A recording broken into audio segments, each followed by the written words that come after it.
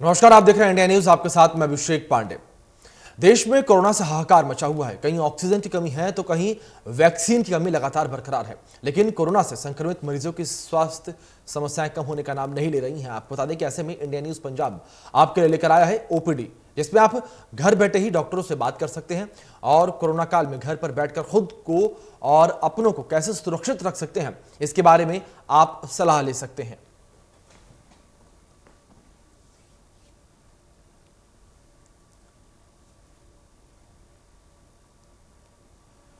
तो आपको बता दें कि जिस तरीके से लगातार देश में, प्रदेश में कोरोना के मामले बढ़ते जा रहे हैं, तो उसको देखते हुए इंडिया न्यूज ने मुहिम शुरू की है, इंडिया न्यूज ओपीडी की।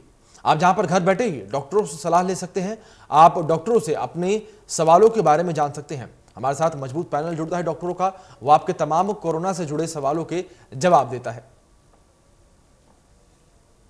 तो वही सबसे पहले कोरोना के लक्षणों के बारे में बात करते हैं कि आखिर किन लक्षणों से हमें कोरोना होने के बारे में पता चलता है। आपको बता दें कि कोरोना और वैक्सीन पर जिस तरीके से तमाम जो लक्षण है वो क्या कुछ है। आपको बता दें कि हाइपोक्सिया का मतलब खून में ऑक्सीजन कम होना है।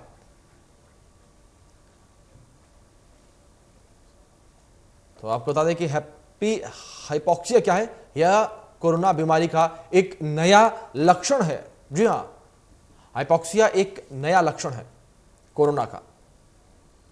साथ ही आपको बता दें कि 1 साल पुरानी महामारी में लगातार नए लक्षण जो हैं वो सामने आ रही हैं।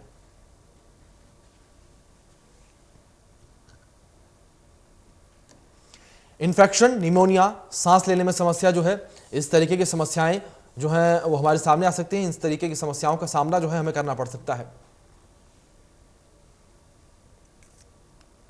तो वहीं कोरोना पर और वैक्सीन पर चर्चा करने के हमारे साथ डॉक्टर अमन गर्ग जो हैं वो जुड़ चुके हैं। अगर आपने उनसे वैक्सीन और कोरोना के बारे में कोई भी सवाल पूछना चाहते हैं आप, तो नीचे दिए गए नंबर पर आप संपर्क कर सकते हैं, कॉल कर सकते हैं और आपकी तमाम समस्याओं का समाधान जो है केवल एक फोन कॉल की दूरी पर है। बहुत बहुत स्वागत है डॉक्टर अमन गर्ग जी, आप हमारे साथ जुड़े, आपने अपना समय दिया हमें। और डॉक्टर, सबसे पहला सवाल आपसे यही करेंगे हम कि जिस तरीके से इस वक्त लगातार वैक्सीनेशन जो है वो जोरों शोरों पर जारी है और जो युवा हैं वो भी बढ़ चढ़कर हिस्सा ले रही हैं वैक्सीनेशन में, लेकिन वहीं वैक्सीन को लेकर लगातार तमाम तरह की खबरें जो है सामने आ रही हैं और या यूं कहें कि तमाम तरह की अफवाहें जो हैं वो उड़ रही हैं। लोगों का ये कहना है कि अगर आप किसी बीमारी से ग्रसित हैं तो आप वैक्सीन ना लगवाएं, या अन्य कोई बीमारी अगर आपको हो रखी है तो आप वैक्सीन ना लगवाएं। तो ऐसे में डॉक्टर, आप क्या कहना चाहेंगे, अगर किसी को कोई बीमारी हो रखी है और वो वैक्सीन लगवाने जाता है तो क्या सुरक्षित है या नहीं?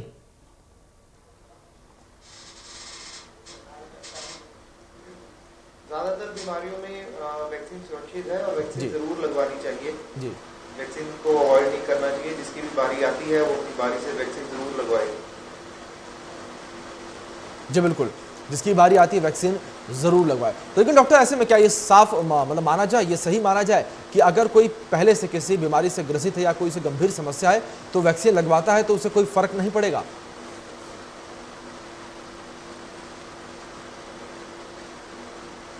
जो कॉमन बीमारियां हैं, कोई ब्लड प्रेशर, शुगर, ऐसे कोई बीमारियां हैं, उनको तो वैक्सीन जरूर लगवानी चाहिए। उनसे वैक्सीन से उन बीमारियों को कोई फर्क नहीं पड़ेगा जी। बिल्कुल, वैक्सीन लगवाने से फर्क नहीं पड़ेगा। तो लेकिन ऐसे में डॉक्टर, साफ तौर पर माना जाए जिस तरीके से इस वक्त ये खबरें जोरों पर हैं, तो ऐसे में ये खबरें कहीं ना कहीं अफवाह ही हैं।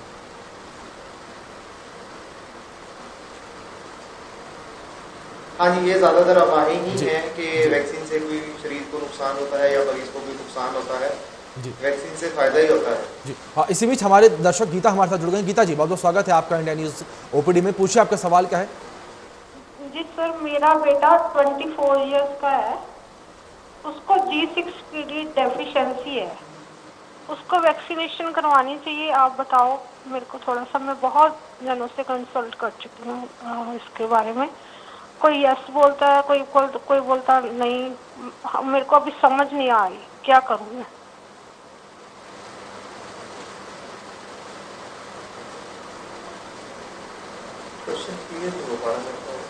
गीता जी, एक बार आप सवाल फिर से पूछिएगा डॉक्टर। मेरा बेटा 24 इयर्स का है, 24 मतलब उसको लगा हुआ है, उसको G6PD डेफिशिएंसी है।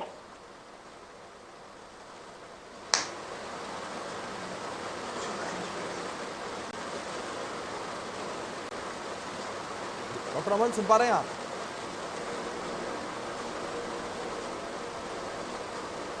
नहीं, मेरे को क्लियर नहीं हो पा रहा क्वेश्चन इनका। गीता जी, आपसे हम आग्रह करेंगे कि एक बार फिर से आप अपना सवाल पूछिए, क्योंकि डॉक्टर अमन तक आपकी आवाज़ जो है नहीं पहुंच पा रही है। सर मेरे बेटे को G6PD डेफिशिएंसी है और उसकी उम्र है 24 इयर्स, तो उसको वैक्सीनेशन का हम कैसे करें?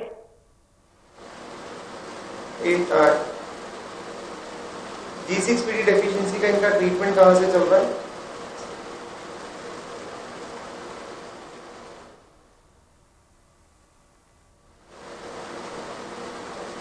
हमारा संपर्क हमारे दर्शक गीता जी से टूट गया है, लेकिन आप हमें लगातार इस नंबर पर फ़ोन कर सकते हैं, स्क्रीन पर दिखाए गए नंबर पर फ़ोन कर सकते हैं और आप अपने तमाम सवालों के जवाब जो है वो डॉक्टर अमन गर्ग से ले सकते हैं। डॉक्टर अमन, आपको आना चाहेंगे और जानना चाहेंगे, जिस तरीके से इस वक्त लगातार कोरोना महामारी बढ़ रही है, फैल रही है, प्रसार इसका काफ़ी तेज़ी से हो रहा है, तो ऐसे में हम बच्चों को किस तरीके से इस वक्त सुरक्षित रखें, क्या एहतियात बरतें हम?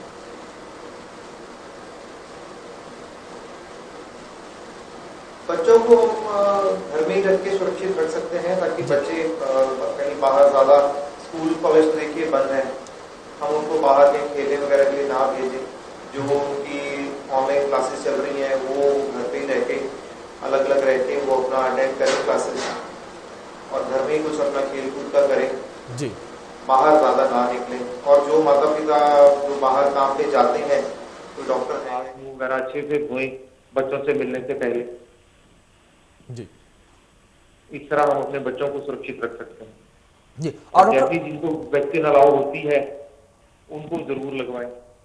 जी, डॉक्टर अमन, आपसे यहाँ पर यह भी जानना चाहेंगे, जिस तरीके से इस वक्त कोरोना महामारी तो कहर अपना बरपा रही है, लेकिन वहीं दूसरी ओर ब्लैक फंगस जो है वो भी कहर बरपाने लगा है, ब्लैक फंगस के तमाम मामले सामने आने लगे हैं।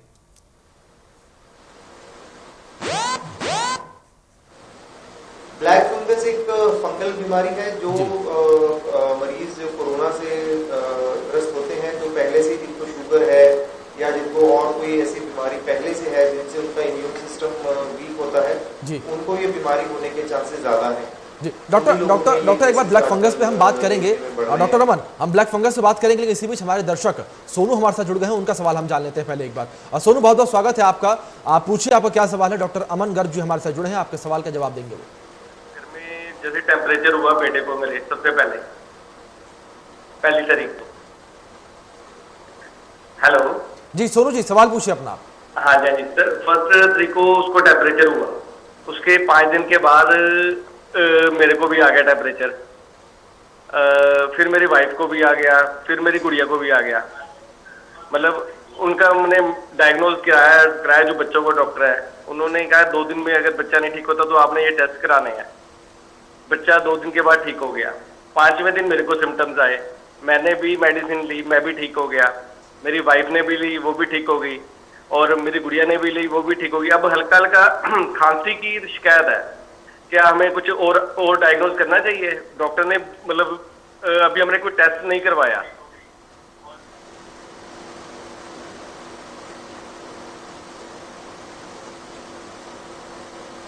जी, डॉक्टर अमन, अगर आप तक आवाज़ नहीं पहुंच पाई तो मैं आपको अपने दर्शक सोनू का सवाल बता दूं कि उनके जो परिवार में उनकी पत्नी, उनके बच्चे हैं, उन्हें हल्का बुखार आया, उसके बाद इन लोगों ने दवाइयां ली, वो ठीक हो गए 2 दिन में। तो ऐसे में इनका पूछना है कि क्या इन्हें टेस्ट कराना चाहिए?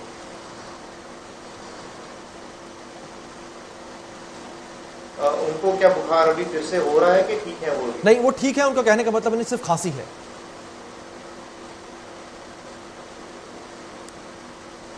अगर खांसी लगातार रह रही है तो फिर उनको एंटीजन टेस्ट जरूर करवाना चाहिए कोरोना का।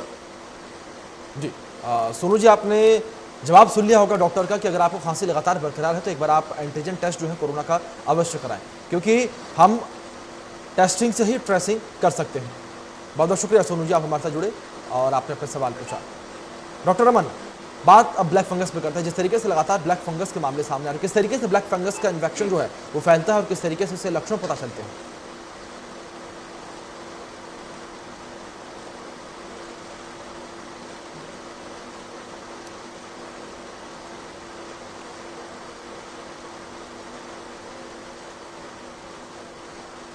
जी, डॉक्टर अमन, सुन पा रहे हैं आप हमें? हाँ जी।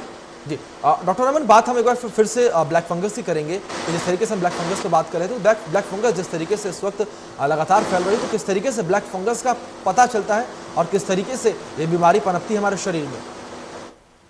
ब्लैक फंगस हम उन मरीजों में सस्पेक्ट करते हैं जो जी। पहले से ही कोरोना से पहले कोई इम्यूनो कॉम्प्रोमाइज स्टेट, जैसे कोई शुगर है या कोई और बीमारी उनको पहले से है, जिनको कोरोना हो जाता है, उन पेशेंट्स में हम इसको अपने दिमाग में रख के उनका ट्रीटमेंट करना पड़ता है।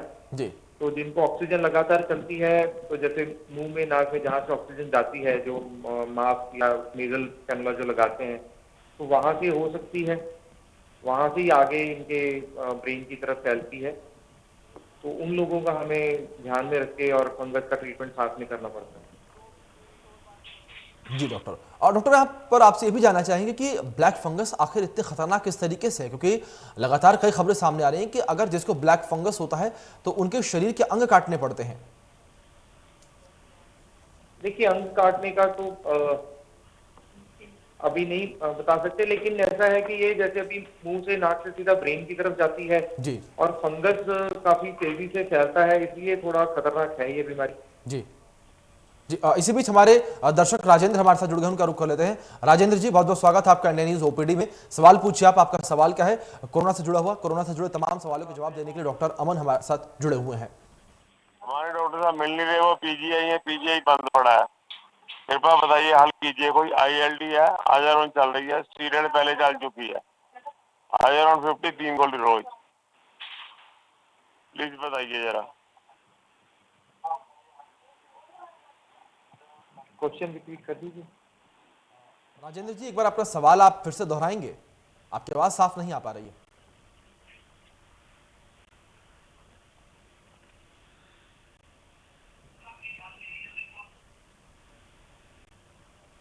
जी राजेंद्र जी, लगता है कि हमारे दर्शक राजेंद्र जी से हमारा संपर्क टूट गया है।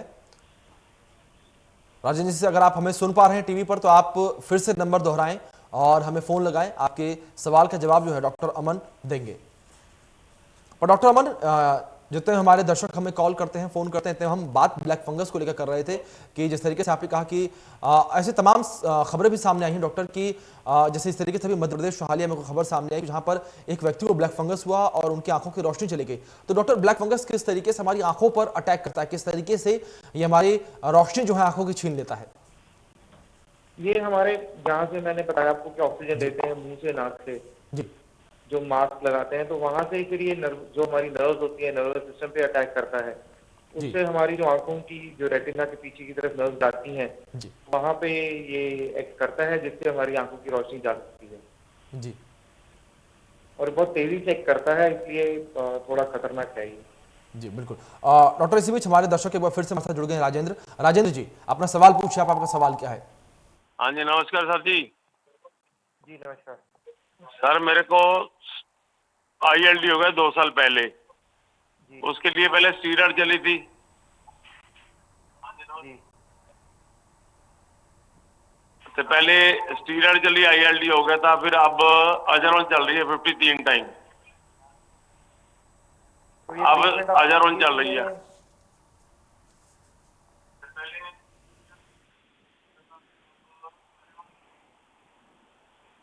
ये ट्रीटमेंट आप तो अब पीजीआई ये से ले है, रहे मैं हैं? इंजेक्शन लगवाऊं कि ना लगवाऊं?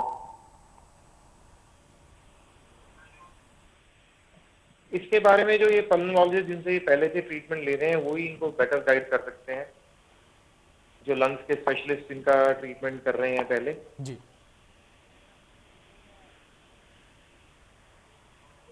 तो अर्जेंद्र जी, डॉक्टर अमन का कहना है कि जिससे आप अपना इलाज पहले से आप करवाएं, तो उनसे एक बार आप अपनी सलाह जरूर लें कि उनसे सलाह है ना, पीजीआई बंद पड़ा है जी, अब ओपीडी बंद है पीजीआई में।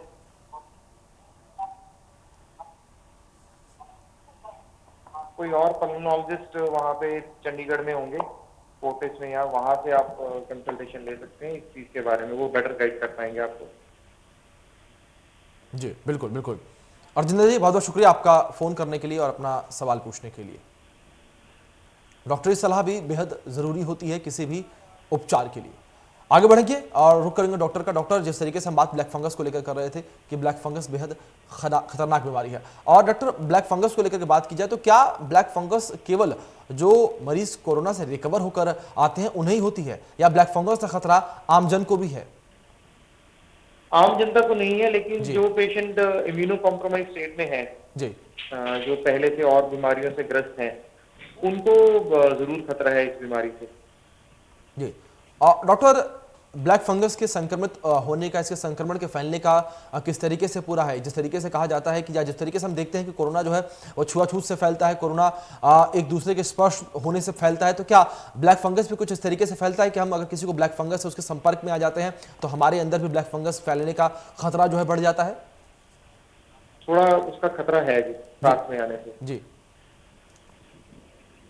डॉक्टर, तो मतलब क्या इसको माना जाए ये भी कोरोना की तरह फैलता है, इसका भी प्रसार कोरोना की तरह ही होता है साथ में आने से? उतना ज्यादा नहीं है, लेकिन जैसे कोरोना होगा तो उन्हीं को ज्यादा होता है, तो इसलिए ज्यादा चांसेस तो इसके जो ऑक्सीजन मास्क वगैरह लगाते हैं वहीं से जाने का खतरा है। जी इसी बीच हमारे दर्शक जोगिंदर जी हमारे साथ जुड़ गए हैं। जोगिंदर जी, बहुत बहुत स्वागत है आपका इंडिया न्यूज ओपीडी में। पूछिए आपका सवाल क्या है। डॉक्टर अमन हमारे साथ जुड़े हैं, आपके तमाम सवालों का जवाब देंगे कोरोना से जुड़े हुए। हेलो जी जोगिंदर जी, सवाल पूछिए अपना, आप स्वागत है आपका। हाँ डॉक्टर साहब, मैं 62 ईयर्स का हूँ।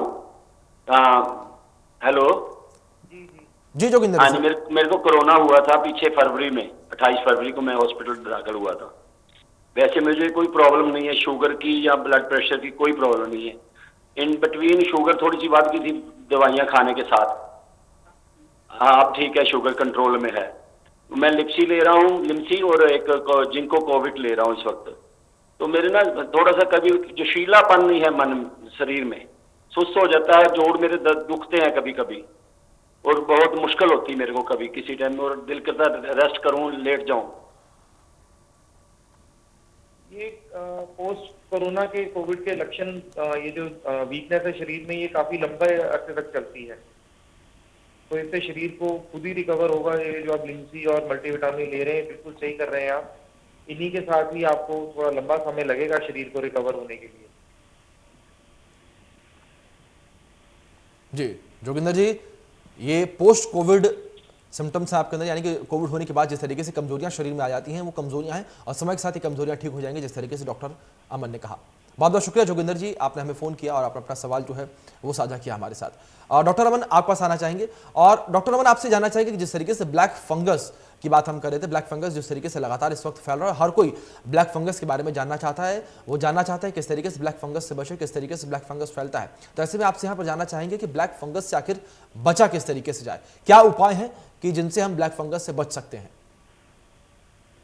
ब्लैक फंगस से देखिए, जो पेशेंट्स हॉस्पिटल में एडमिटेड हैं जी उन्हीं का ही जो मास्क लगाते हैं, और जो ऑक्सीजन ह्यूमिडिफायर हम जहाँ से ऑक्सीजन जाती है वो पानी थोड़ा फिल्टर्ड यूज करना चाहिए। जो ऑक्सीजन मास्क लगाते हैं वो नए होने चाहिए, और वो रेगुलरली सैनिटाइज होने चाहिए, ताकि वहां से किसी भी पेशेंट को ये इन्फेक्शन ना आ जाए, फंगल इन्फेक्शन ना आ जाए। जी मतलब डॉक्टर अमन, सीधे तौर पर ये कहा जाए कि अगर जरा सी भी लापरवाही बरती जाए तो जो कोरोना का मरीज है उसके साथ, तो क्या ब्लैक फंगस का शिकार हो सकता है वो? जो कोरोना के साथ और कोई इम्यूनो कॉम्प्रोमाइज स्टेट में है, कोई शुगर है या उसको और कोई बीमारी साथ में है, उसको खतरा है इन चीजों इससे, ब्लैक फंगस से। जी और डॉक्टर, अब बात अगर वैक्सीन को लेकर करें, वैक्सीन को लेकर बात कर रहे थे, जिस तरीके से भारत में 2 वैक्सीन पहले मौजूद थी, कोविशील्ड, कोवैक्सीन, तो वहीं अब भारत में स्पुतनिक वी भी मौजूद है। और ऐसे में डॉक्टर, स्पुतनिक वी को लेकर कहा जा रहा है कि स्पुतनिक वी का मात्र एक टीका ही पर्याप्त होगा, उसकी 2 डोज लेने की आवश्यकता नहीं है। तो कितनी कारगर साबित होगी स्पुतनिक वी?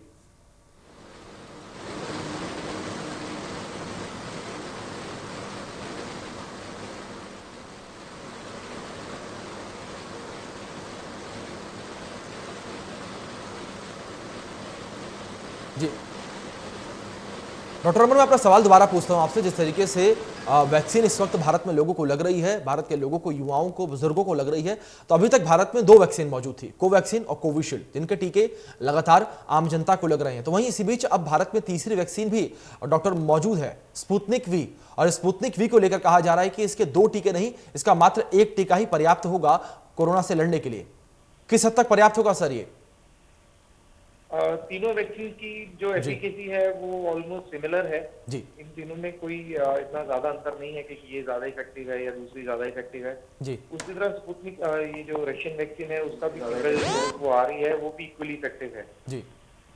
पर सर यहाँ पर केवल एक टीके लगाए जाने की बात भी कही जा रही है। कहा जा रहा है कि जिस तरीके से कोविशील्ड और कोवैक्सीन के 2 टीके लगाए जाते हैं, 2 डोज लगती हैं, पर स्पुतनिक वी की 1 डोज ही पर्याप्त होगी।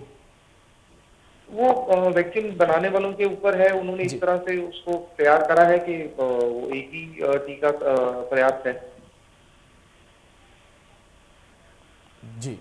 और डॉक्टर, आप जो युवा वर्ग के लोग हैं उनको लेकर किस तरीके से क्या कुछ कहना चाहेंगे, क्योंकि कहीं ना कहीं युवाओं में भी इस बात का भ्रम लगातार फैल रहा है कि वैक्सीन लगाने के बाद उनकी मृत्यु हो सकती है, क्योंकि लगातार कई जगह से ऐसी अफवाहें उड़ती हुई मिलती हैं कि लोगों का कहना होता है कि वैक्सीन लगवाने की वजह से मृत्यु हो गई। देखिए, ये बिल्कुल ही बेबुनियाद है। वैक्सीन लगाने से कभी भी मृत्यु नहीं होती है। वैक्सीन तो बहुत यूजफुल है, जी। क्योंकि हमने पेशेंट्स देखते हैं कि जिनको वैक्सीन लगी हुई है उनको भी कई बार कोरोना की इन्फेक्शन हो जाती है, लेकिन वो ज्यादातर फिर इतनी सीवियर नहीं होती जी। कि उनको हॉस्पिटल में रखना पड़े। वो कई बार फिर होम आइसोलेशन में भी वो लोग ठीक हो जाते हैं। जी तो वैक्सीन तो जरूर लगवानी चाहिए, इस चीज से बिल्कुल। डरना नहीं चाहिए। बिल्कुल बिल्कुल जब जिसकी बारी आए तो जरूर लगवाएं। बिल्कुल बिल्कुल। जिस तरीके से हमारे दर्शकों ने सुना कि जिस तरीके डॉक्टर अमन ने कहा कि वैक्सीन जरूर लगवाएं। बहुत बहुत शुक्रिया डॉक्टर अमन, आपका हमारे साथ जुड़ने के लिए। आपने अपना कीमती समय जो है वो हमें दिया। इसी के साथ फिलहाल इस बुलेटिन में इतना ही। तमाम बड़े अपडेट्स के लिए देखते रहिए इंडिया न्यूज। धन्यवाद।